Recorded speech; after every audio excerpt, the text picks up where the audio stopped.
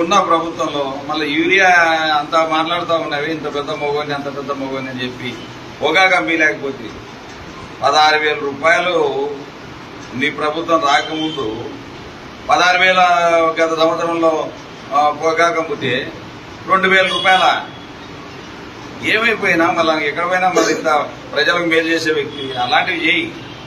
మళ్ళీ ఒడ్లు 1,300, 1,200కు అమ్ముకుంటా ఉన్నారు. అట్లాంటివి పోయి ప్రభుత్వంలో కొట్లాడి కొనుగోలు కేంద్రాలు ఏర్పాటు చేయించు. నేను చేసిన చక్రపాణి రెడ్డి పోలో వైసీపీలకు చేసిన నేను అందరికీ చేస్తా. ఏవో గొప్ప మాటలు చెప్తుంటావు కదా.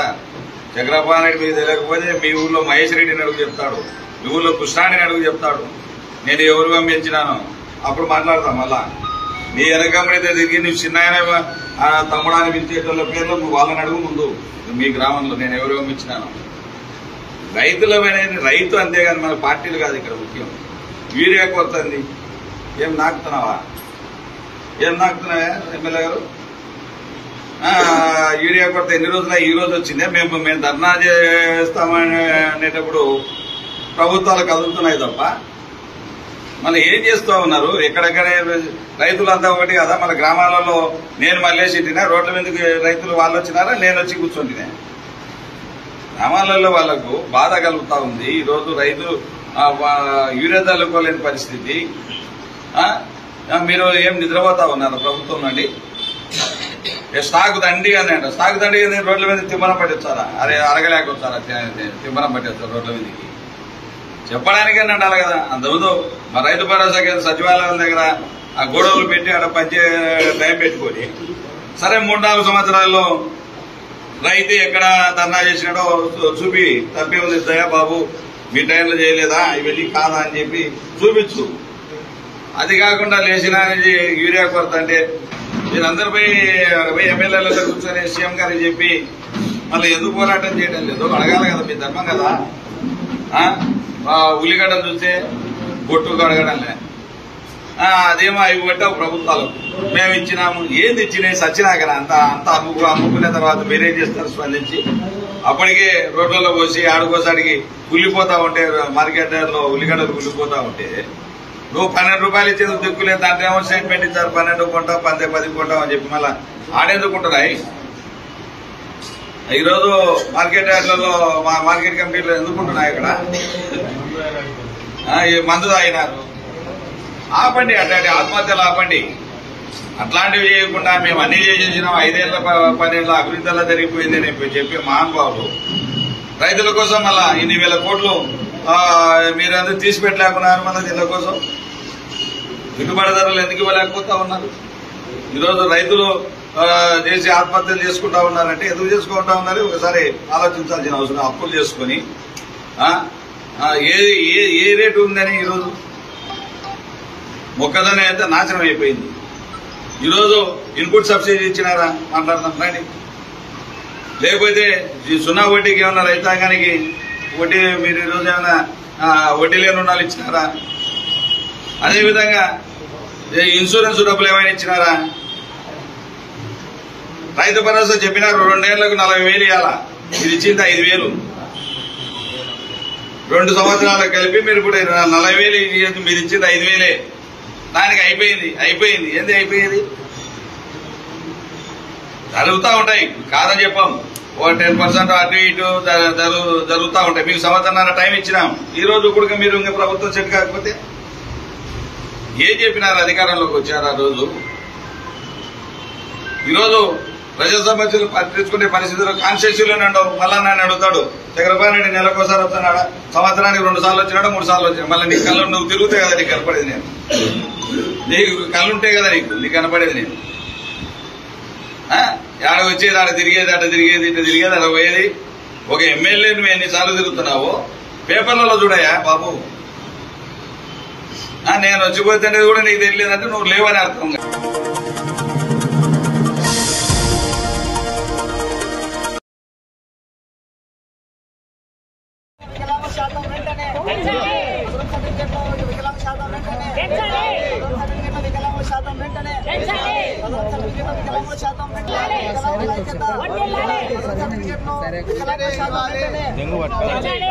శాతం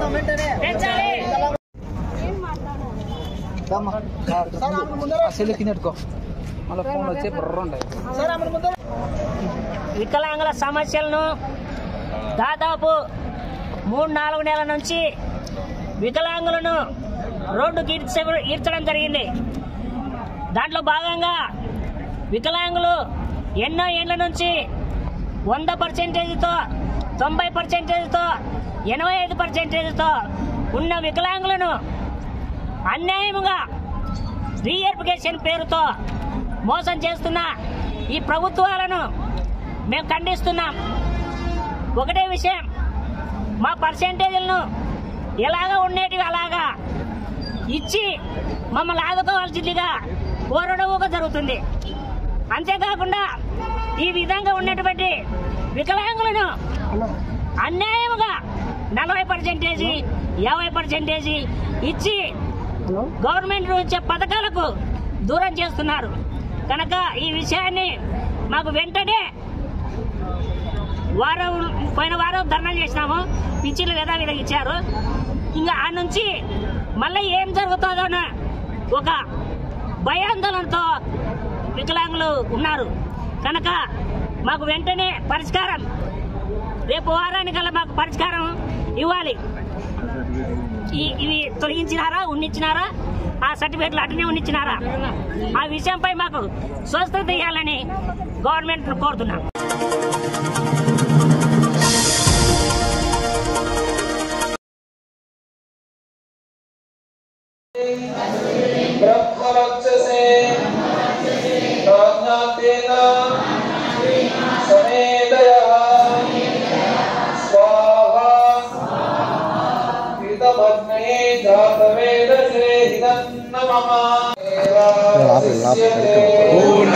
पूर्णमेवावशिष्यते। ओम सर्वं वै पूर्णगं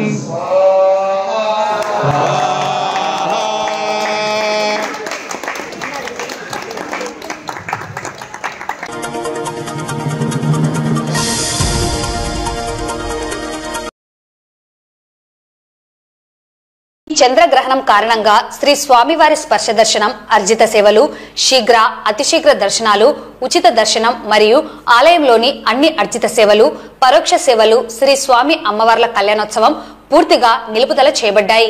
భక్తులందరికీ అలంకార దర్శనం మాత్రమే కల్పించబడుతుందని ఈవో తెలిపారు.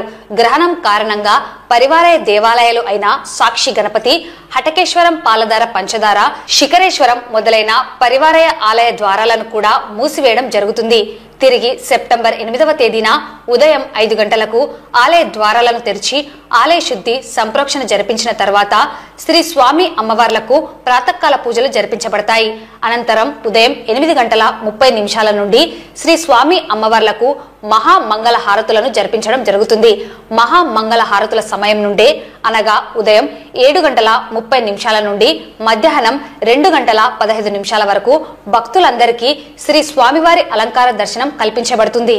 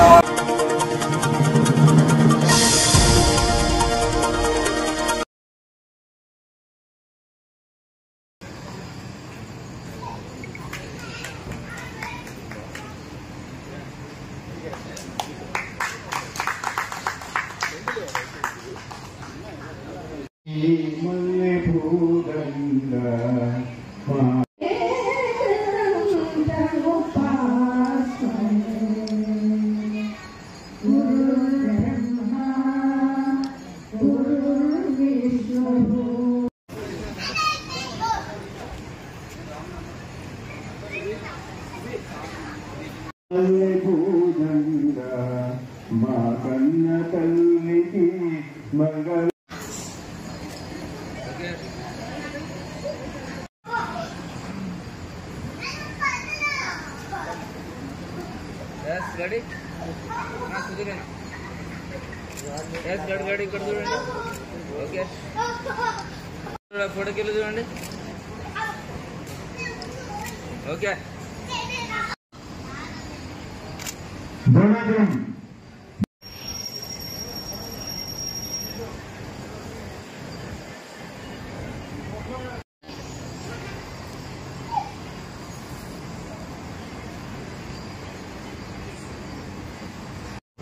ఎన్ వెంకటరామరాజు, ఉమ్మడి జిల్లా బ్రాహ్మణ సంక్షేమ సమాఖ్య అధ్యక్షుడు. ఈరోజు రెండు జిల్లాల్లో కూడా మన ఇటీవల కర్నూలు జిల్లా ఎమ్మెనూరు ప్రాంతంలో ఆ సమావేశం జరిగి ఇక్కడ జిల్లా కమిటీ ఏర్పాటు చేయడం జరిగింది.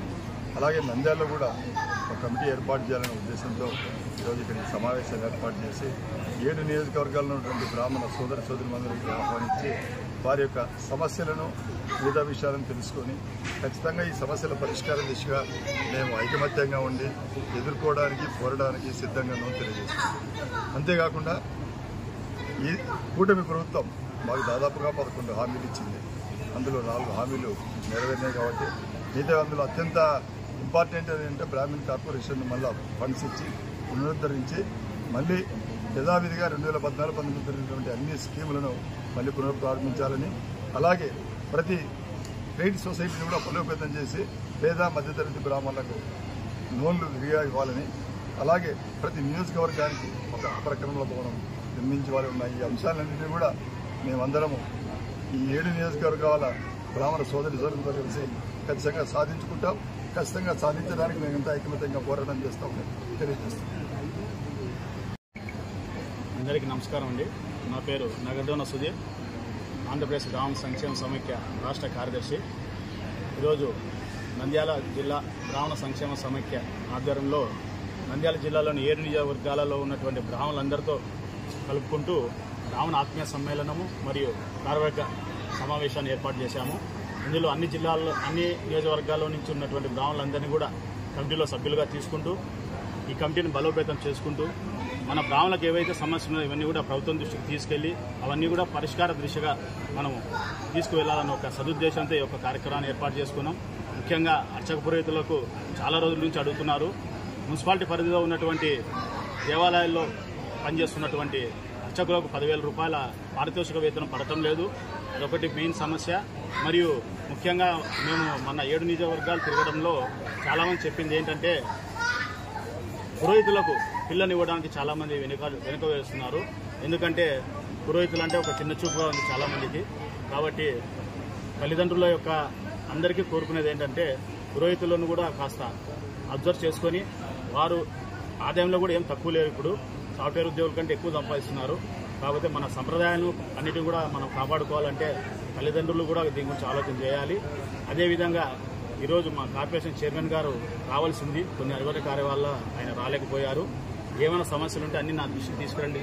ఖచ్చితంగా ఇవి చంద్రబాబు నాయుడుకు మరియు లోకేష్ గారి సమక్షాన్ని తీసుకెళ్లి అందరం కూడా కలిసి కృషి చేసి సమస్యను పరిష్కారం చేద్దామన్నారు. నంద్యాలలో ముఖ్యంగా బ్రాహ్మణ భవనం లేకపోవడం చాలా ఇబ్బంది అవుతోంది. వివాహాలు ఇవన్నీ చేసుకోవడానికి అపరకర భవనం కూడా చాలా ఇబ్బందిగా ఉంది. చాలా మంది ఇళ్లలో అదే చెప్తున్నారు. కనుక ఒక బ్రాహ్మణ భవనము మరియు అపరకర భవనం మాకు అందించితే బాగుంటుందని ఈరోజు ఆ ఒక విషయాన్ని మనం అందరం కూడా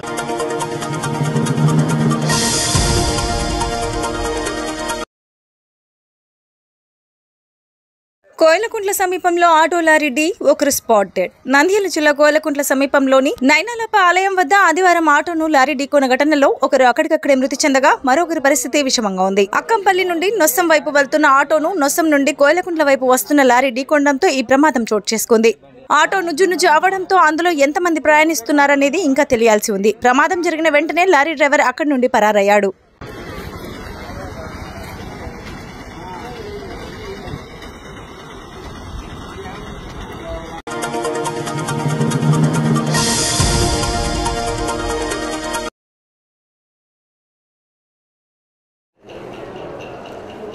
మనం రైతే రాజు అని మాటల్లో చెప్పడం తప్ప ఈ కూటమి ప్రభుత్వాన్ని రైతును కూలీ కంటే అధ్వానంగా చేయాలని ఒక దురుద్దేశం పెట్టుకొని ఆ రకంగా అడుగులేస్తూ ఉందని చెప్పక తప్పదు. ప్రతిసారి రైతులను నష్టపరిచే దిశగానే చేస్తూ ఉన్నారు. మా జగనన్న రైతులకు అండగా నిలిచి మిర్చి రైతులు అనుకోండి, మామిడి రైతులు అనుకోండి, ఎవరికైనా వాళ్ళకి అండగా నిలిచి వాళ్ళ కష్టాలు తెలుసుకోవడానికి పోతే విపరీతమైన ఆంక్షలు పెట్టి ప్రజలు రాకుండా వాళ్ళ కష్టాలు ప్రతిపక్ష నాయకునిగా ఈయనకు చెప్పనివ్వకుండా, జగన్కు చెప్పనివ్వకుండా చేయడం తప్ప రైతులకు మంచి చేద్దామనే ఒక ఆలోచన ఎప్పటికీ లేదు. మీడియాను కట్టడి చేయడము, సోషల్ మీడియాలో రానివ్వకుండా చేయడము, అలాంటి దురుద్దేశ పనులు చేయడం తప్ప రైతులకు మంచి చేద్దాము, వాస్తవంగా రైతులు నష్టపోతూ ఉన్నారు, వాళ్లకు ధర పెంచి వాళ్లకు సపోర్టుగా నిలబడదామనే ఒక్క ఉద్దేశం కూడా లేకుండా పోతూ ఉంది. అన్ని రకాల పంటల ధరలు తగ్గిపోయి నష్టపోయినారు. ఇప్పుడు 2 రోజుల క్రితం కర్నూలులో ఉల్లి రైతులు నష్టం వచ్చింది అని చెప్పేసి ఆత్మహత్య చేసుకోవడానికి కూడా చేశారు. ఎవరైనా అంత పెద్ద డిసిషన్ ఎందుకు తీసుకుంటారు? మీకు రైతుల మీద కనికరం లేదా? మీ ద్వారా నేను ప్రభుత్వాన్ని సూటిగా అడుగుతాను. ఆ మాత్రం కూడా మంచి చేయాలని చేసి ఒక్క ఆలోచన కూడా మీకు లేకుండా పోతూ ఉందే? ఎవరైనా రైతు అంటే ఒక ప్రేమగా చూస్తారు. మీరు కక్ష కట్టి ఈ రకంగా మాకు ఇబ్బంది పెడతారా? దయచేసి మీరు ఒక్కసారి ఆలోచన చేయండి. రైతుల గురించి ఎప్పుడు మీరు మంచిగా ఆలోచన చేసిన దాఖలాలు లేవు. ఈరోజు వరకు మీరు ఒక్క మంచి పని రైతులకు చేశామని చెప్తారా? ఒక బాధాకరమైన విషయం ఏమంటే పోయిన క్రాప్ అంతా నష్టపోయినారు రైతులు, గిట్టుబాటు ధర లేక అన్ని రకాలుగా నష్టపోయినారు. మళ్ళీ ఇప్పుడు పంట వేసుకుందామని చెప్పేసి మొదలుపెట్టి ఆ నష్టాలతో మళ్ళీ మొదలు పెడితే వాళ్లకు సరైన టయానికి యూరియా అందించాల్సిన ప్రభుత్వము అందివ్వకుండా ఇబ్బంది పెడతా ఉంది. మళ్ళీ మీరు చెప్తారు ఈ షార్టేజ్ మాది కాదు సెంట్రల్ది అని చెప్తారు. సరే, సెంట్రల్ నుంచి తక్కువగా వచ్చిన ఆ తక్కువైనా మీరు నిజాయితీగా ప్రతి రైతుకు ఇవ్వాల్సిన బాధ్యత మీ మీద ఉందా లేదా? మీ వాళ్లకు మాత్రమే తీసుకునే రకంగా చేసి అలాగే కంప్లీట్ బ్లాక్ మార్కెట్కు తరలిస్తారా? ఒక్క యూరియా రైతు తీసుకోవాలంటే పాస్బుక్ చూపెట్టాలి, 2 బస్తాలు ఇస్తామని చెప్తారు. ఇప్పుడే సోదరుడు చెప్పాడు సుధాకర్, ఎన్నిసార్లు పోయి మొరబెట్టుకున్నా ఇవ్వడం లేదు. నంద్యాలలో వరి పంట ఎక్కువగా ఉంటుంది, యూరియా అవసరం ఉంది, ఒక్కటి కూడా ఇవ్వట్లేదు. బ్లాక్ మార్కెట్కు వ్యాగన్లు తీసుకుపోతారు. కలెక్టర్ మేడంకు మేము పోయి అడిగితే యూరియా షార్టేజ్ లేదు అని చెప్తారు. ఇంత డీటెయిల్డ్గా చెప్తారు ఇంత యూరియా వచ్చింది అని. ఎక్కడికి పోయింది అది? ఎవరి కడుపు నింపుతూ ఉన్నారు మీరు? బ్లాక్ మార్కెట్కు చేస్తూ ఉన్నారు క్లియర్గా. ఒక యూరియా బస్తా ప్రైవేట్లో కొనాలి అంటే ఒక గురిగల ప్యాకెట్ 450 అవసరం లేకున్నా తీసుకొని కొనాలని చెప్తారు. ఇన్పుట్ సబ్సిడీ ఇచ్చారా? బీమా ఇచ్చారా? ఏ ఒక్క పని రైతులకు మంచి చేస్తూ ఉన్నారు మీరు. రైతు భరోసా కేంద్రాల్లో అదే మా జగనన్న పంట మొదలైనట్టు నుంచి కొనుగోలు వరకు ఏ రకంగా చేసుకుంటూ పోయినాడు. పేర్లు మార్చుకుంటూ పోతూ ఉన్నారు మీరు. రైతు భరోసా కేంద్రాన్ని రైతు సేవా కేంద్రం చేశారు. మీ ఇష్టం వచ్చిన పేరు పెట్టుకోండి, రైతులకు కావాల్సిన టయానికి ఇవ్వండి. రైతులు వెన్నెముక ఆంధ్ర రాష్ట్రానికి కానీ దేశానికి కానీ. మీరు రైతుల గోడు కొట్టుకుంటే ఏ ప్రభుత్వము బాగుండదు. నేను మరొక్కసారి మీకు చెప్తా ఉన్నాను, మీరు రైతులను ఈ రకంగా ఇబ్బంది పెట్టే పాటైతే మేము రైతుల పాటు ఉంటాము, రైతులతోనే ఉంటాము. రైతుల కోసం ఎంత దూరమైనా ఎందాకైనా మీ మెడలు వంచి తీసుకొని వచ్చేసి యూరియా సప్లై కానీ ఇంకోటి కానీ రైతులకు వచ్చే రకంగా మేము ప్రయత్నం చేస్తామని చెప్పేసి తెలుపుకుంటా ఉన్నాము. అందులో భాగంగా వైఎస్ఆర్సీపీ మా అధ్యక్షుల వాళ్ళ జగనన్న ఆదేశాల మేరకు నేను శిల్పా రవిచంద్ర కిషోర్ రెడ్డి గారు, పోచా బ్రహ్మానందరెడ్డి గారు, మిగతా నాయకులందరూ కలిసి నంద్యాలలో ఆర్ఎన్బి గెస్ట్ హౌస్ దగ్గర నుంచి ఉదయం 9 గంటలకు ఆర్డీఓ గారికి వినతి పత్రం ఇవ్వడం, తండోపతండాలుగా అందరం కలిసిపోతాము. రైతులము అందరము కలిసి మెమోరాండం ఇస్తామని చెప్పేసి చెబుతూ, రైతులతో ఖచ్చితంగా మేముంటాము. మీ మెడలు వంచి మిమ్మల్ని రైతులకు కావాల్సినటివన్నీ ఇచ్చేంత వరకు మిమ్మల్ని నిద్రపోనివ్వని చెప్పేసి మీ ద్వారా తెలుపుకుంటూ సెలవు తీసుకుంటాను. నమస్కారం. జై జగన్.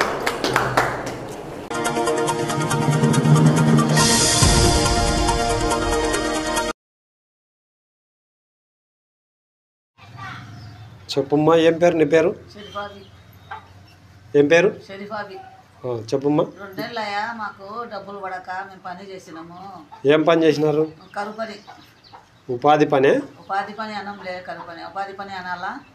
ఏదైనా కరువు పని చేసినాము మేము. ఇంకా ఇప్పటికి పడాలి ఆ డబ్బులు, ఏం తినాలా, మేము బీదల్లాం కదా, యాదే ఒకటి వస్తుంది అని పోతాం. ఇప్పుడు పడాలి టికెట్లు పెట్టుకొని మేము చేతులారా పోయినాం చూడు. మాకు డబ్బులు పడాలి 2 నెలలు అయ్యా.